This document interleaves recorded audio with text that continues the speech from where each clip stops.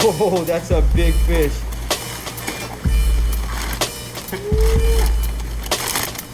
Woo! What, 15 inches? 15 inches. Right? 15 inches at least. How many you're taking?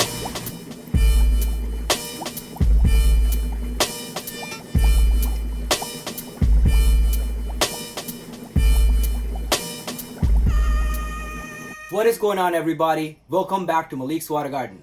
Today's going to be a really fun video because I got new fish. I actually got new zebra plecos. I got a group of 15. They're about 1.5 to 1.75 inches. They're quite small and they are quite stunning and they're very spectacular fish. They are tank raised, tank born, and it's really hard to find wild caught fish. And if somebody is telling you that they are wild caught, chances are they're probably not, especially at that size. But if you are buying fish, please do your best to buy captive born fish. Do not buy wild caught fish. This is a message directly from myself, as well as some of the research scientists that are in the Amazon that are trying to save these animals. I have been in contact with some of them. I actually found a really cool video that was by this gentleman. He's a research biologist and ichthyologist. His name is Leandro Sosa, and he made this video that's on YouTube that actually explains the entire ecosystem that these animals come from and why it is important to preserve these species and why zebra plecos should be considered a flagship species to preserving the Xingu habitat. There's various myriad of microhabitats in the Rio Xingu, especially where the areas where zebra plecos are caught and naturally exist. So there's a myriad of different habitats occupied by various different species that are designed specifically for those habitats. And to save all this entire ecosystem, he's asking that we make zebra plecos an animal that is a flagship animal for the region. So just like the World Wildlife Foundation has a flagship animal, the panda, I believe the zebra pleco is the water panda. So let's save the water panda, everyone. So what can you do to save the water pandas? You can actively not buy wild caught fish. So if you are buying fish, look for captive born fish and pay and buy captive born fish. Wild caught fish are not going to do well in aquaria. Most people are not going to have a good time keeping them alive. They're going to have such a hard time, and wild fish are harder to spawn in the unexperienced hobbyist hand. So if you are getting fish, you are going to be better off getting captive born fish. They are going to be more designed to living in captive environments. They are going to do better in aquaria, and they are going to come with less issues, and they're going to be at optimal health compared to the wild caught fish that are going to be transported in subpar conditions, smuggled between borders of countries and stuff in very little amounts of water. Most of them die. The remaining ones do end up are going to be really in bad shape, and most of the time they don't make it to your aquarium, and if they do make it to your aquarium, they are not going to make it that long after that. So really, you're just wasting your money and you're destroying the species and whatever is left of the species by buying any wild caught animal. So if you are buying zebra plecos, there's a myriad of breeders. There's so many of them. CV Bellens is one of them, and he breeds like thousands and thousands of them. I actually was on Facebook Messenger with him earlier today talking about this exact thing, and he said you have to teach people to take care of the animals before they go out and buy them. And for that alone, he said, thank you for doing what you're doing. So he was very happy that I'm making these videos. So I want to highlight his operation and say, if you are buying fish and you check for the breeder report, find out who bred the animals and where they're coming from. He has a huge farm, so you can get a lot of fish from him very easily if you are buying a large order. If you're buying small amounts, you can buy them from other breeders locally and also from other importers and stuff. Just ask them, is the animal captive bred? And if they say yes, then you can buy them. If they say no, then don't buy them, because you're not going to get a better fish by buying a wild caught fish. You're always going to get a better fish when you buy a captive born fish to start with. And by buying captive born animals, you are reducing the stress on the wild population and limiting the poaching and illegal smuggling of these animals by stopping that, by not giving money to that endeavor. So there's no economical value, so that has less opportunity in that regard. So people, it really stops us. If we stop buying wild caught fish, there's no market. So therefore they have no reason to catch them, because there's no more market for these animals to be smuggled across borders and all that stuff. So to do that, we have to actively buy captive bred animals. And you guys are all Pleco people. Every 1,200 subscriber that I have, plus all the other people that are watching, you are watching this channel mostly for Plecos and mostly for these guys, zebra Plecos. So let's save these animals, and we can do it. This is our job and we have to do this, and all we can do is do our part, and our part is to buy captive born animals and to educate everybody around you to buy captive born animals. Having said that, I actually picked up 15 captive born animals. They're about 1.5 inches, and that's another thing to remember as well. When you are buying fish, if your fish are really small, they're probably captive born, because it's really hard to find really small wild caught fish. You never find them at that small size.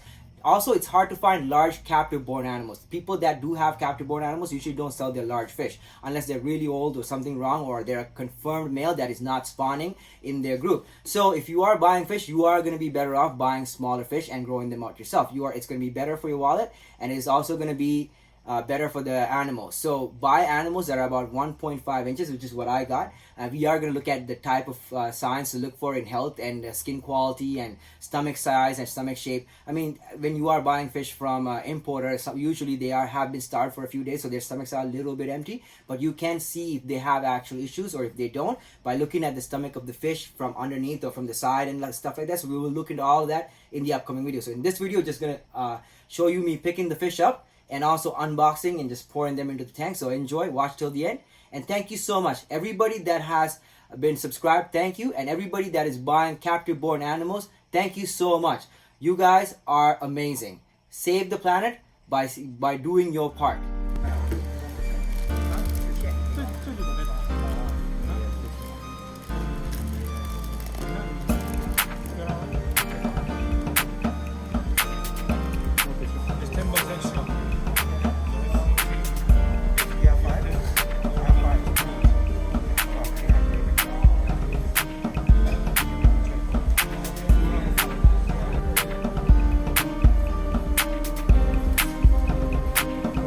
That's a big fish.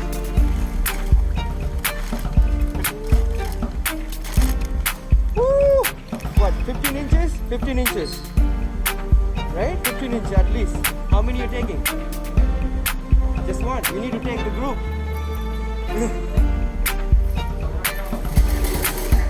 Huh? Yeah.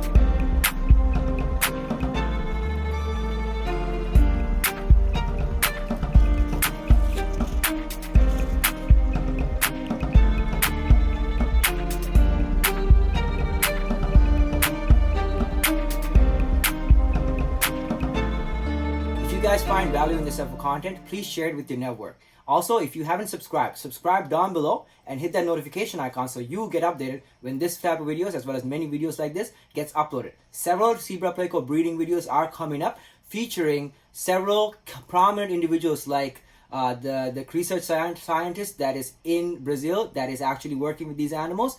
Dr. Thomas is actually going to be helping me making another video, so we will be looking at these fish in detail and how to keep them and also to spawn them. So this is going to be a regular theme for the channel. Also, I want to highlight Dave Yarman.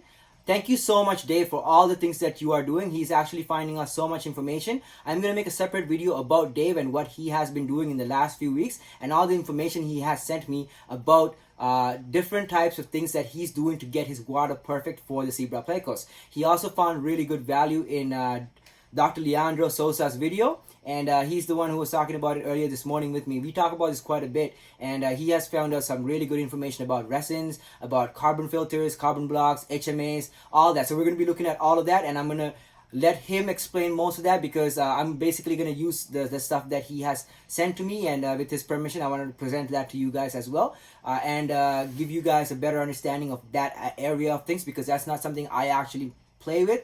I use regular tap water because my tap water is quite nice and good for this purpose. And so for that, I am grateful. But I am going to be presenting all of his findings to you guys in the coming weeks as well. So stay tuned. And thank you so much. Until the next video, stay safe. I love you all. God bless you.